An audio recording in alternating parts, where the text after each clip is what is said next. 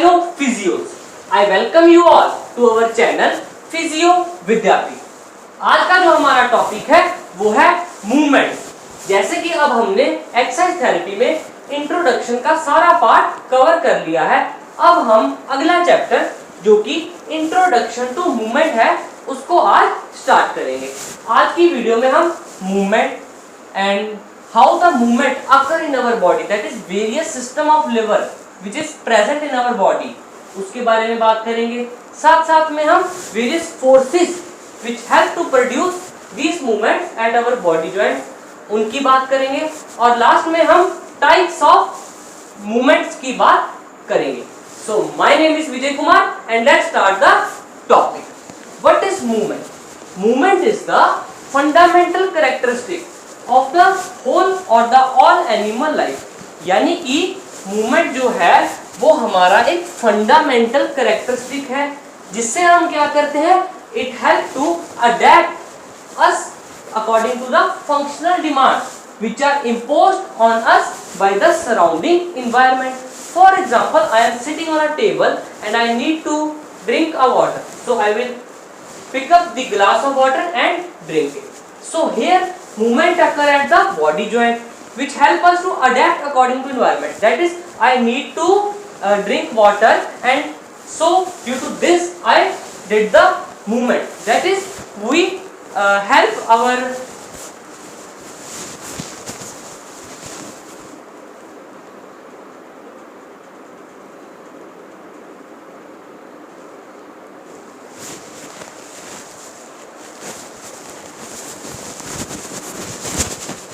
Hello physios, I welcome you all to our channel physio Vidyapeeth. आज का जो हमारा टॉपिक है वो है मूवमेंट्स के ऊपर।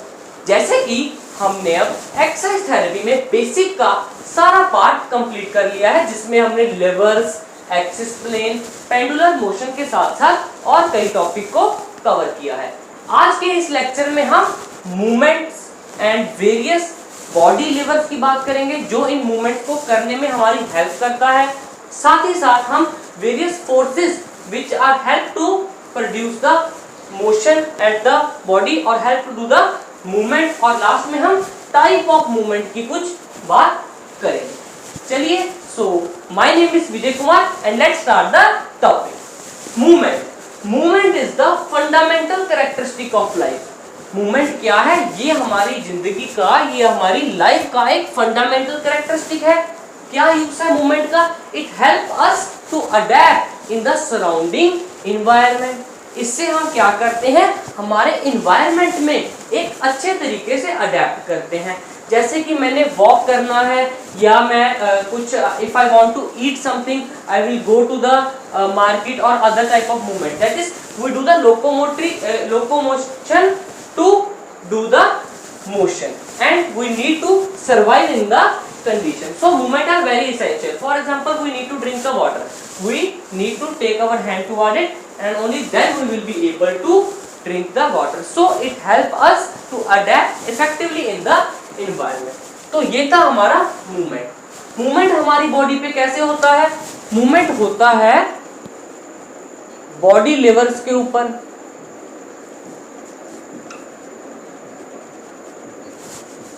जैसे कि हमने लिवर्स की वीडियो में मैकेनिकल कंसेप्ट ऑफ लिवर पढ़ा था, वैसे ही कुछ लिवर्स हमारी बॉडी के जॉइंट्स में प्रेजेंट है। That is our body joint act as a lever which produce the movement. For example, अगर हम शोल्डर जॉइंट की बात करें, मान लीजिए ये है हमारा ह्यूमरस, ये है एल्बो जॉइंट और आगे है हमारी फोरआर्म की बोन्स। अब यहाँ पर अगर हम देखें, फल्क्रम है हमारा एल्बो जॉइंट और आगे मान लीजिए कोई भी वेट है, वो क्या है हमारा रेजिस्टेंस, और ये जो मसल्स हैं यहाँ पर वो क्या दे रहे हैं, एफर्ट। तो ये क्या बना? So the body joint act as a lever which help to produce the various motion. So body lever क्या है? हमारी बॉडी के joints, that is all joint of our body act as lever. अब ये लिवर का basic एक principal क्या है? All liver are active only when a force is produced. यानी कि बिना फोर्स के ये लिवर एक्टिव नहीं होंगे। उसके बाद जो हमारा अगला टॉपिक है उसमें हम क्या पढ़ेंगे, फोर्सेस के बारे में।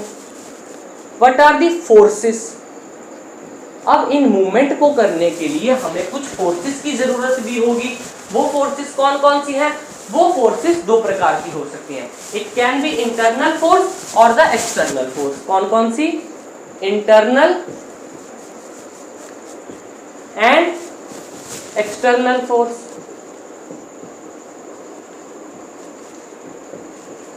Internal force and external force. अब इंटरनल फोर्सेस की बात करें, that are produced by our muscles. ठीक है, जैसे कि हम बाइसेप को यूज करके एल्बो फ्लेक्शन करते हैं। Here the elbow flexion is a movement which is produced by the internal force, that is muscular force which is produced by the muscles. अब एक्सटर्नल फोर्स की बात करें, जैसे कि हमारा बेसिस ऑफ एक्सरसाइज थेरेपी में लास्ट मूवमेंट, जैसे कि जो हमने पेंडुलर मोशन किया उसमें हमने क्या किया, external force that is gravity को एलिमिनेट किया। यानी कि एक्सटर्नल फोर्स है जो they are produced by gravity.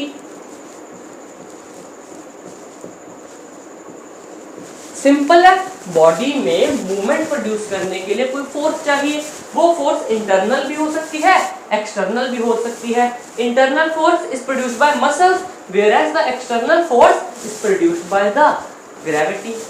अब जो ग्रेविटी की force that is external force है, वो तो हमेशा अर्थ के सेंटर की ओर लग रही है, that is it is acting always toward the centre of earth, whereas the internal force have its direction according to the direction of pull of muscle।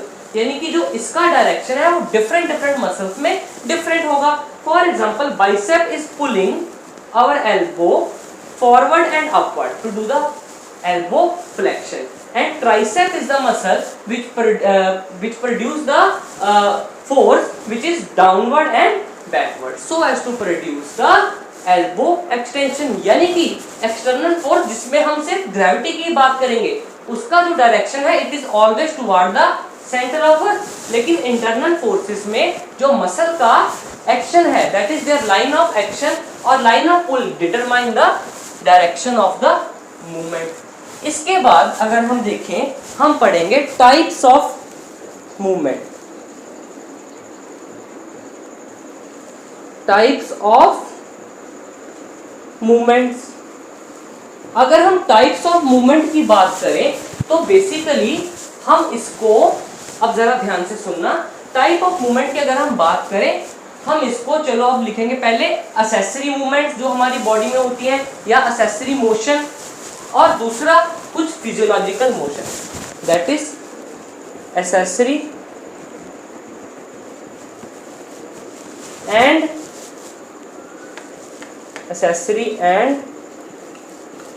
Physiological.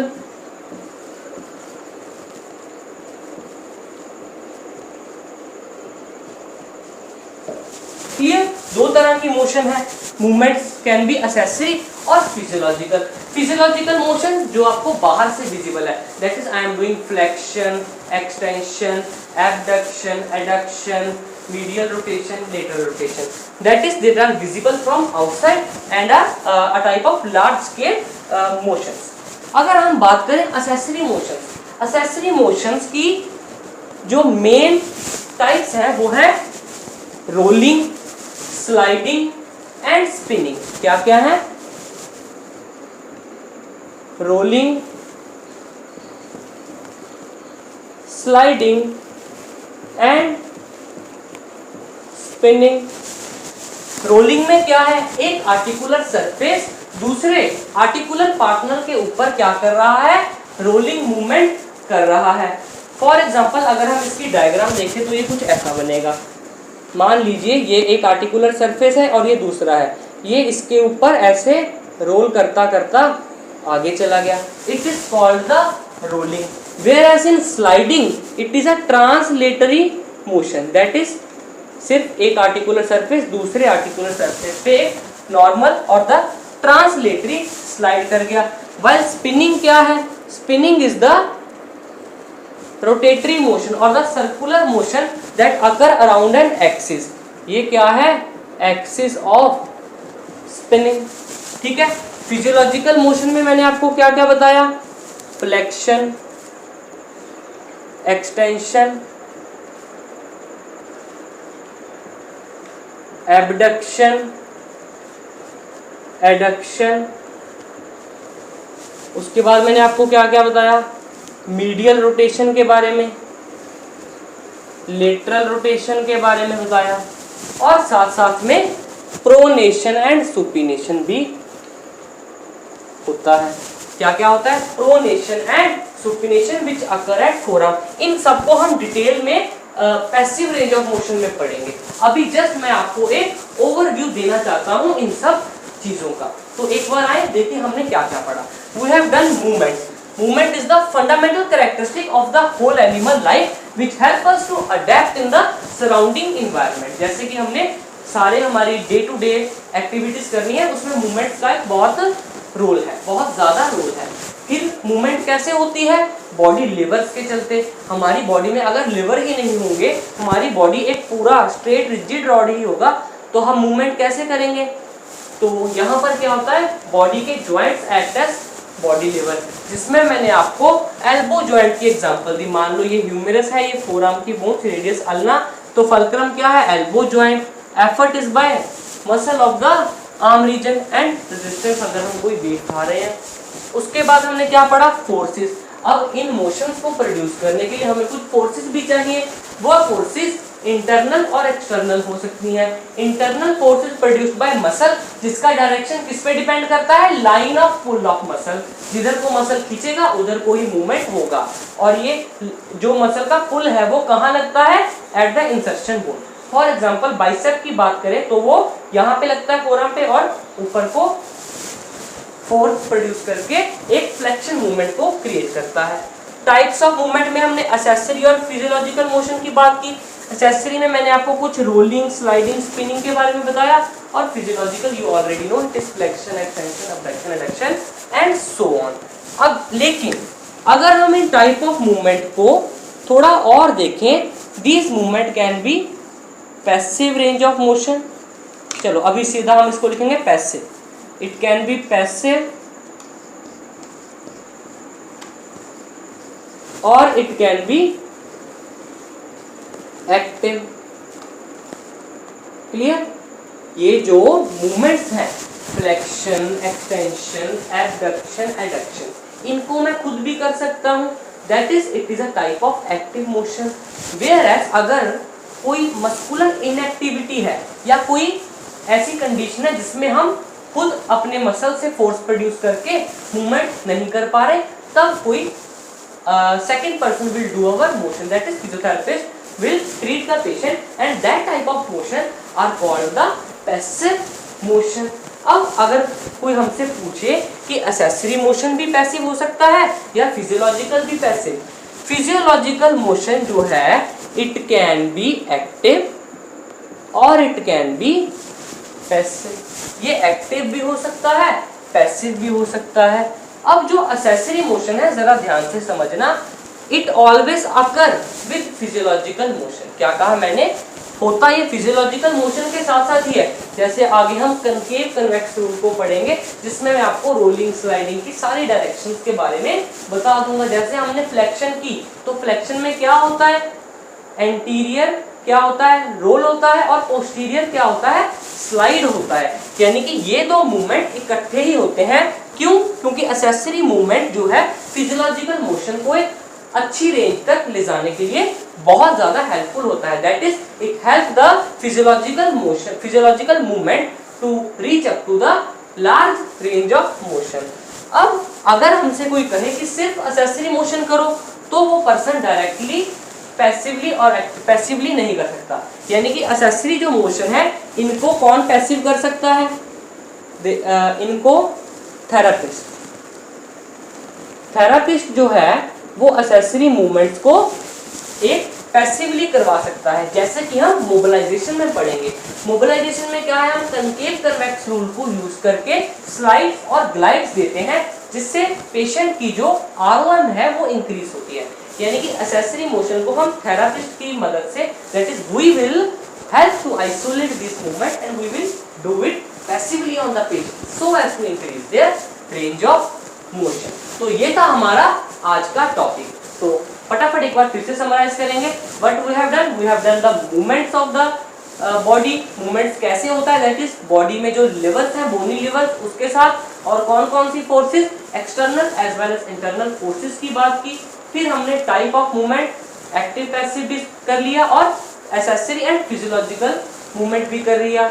और उसके बाद हमने क्या पढ़ा, उसके बाद हमने ये चीज देखी कि physiological motions can be active और passive, but the accessory motion को पैसिवली सिर्फ थेरापिस्ट कर सकता है, बाकी हम अपने आप एक्टिवली तो इनको करते ही हैं।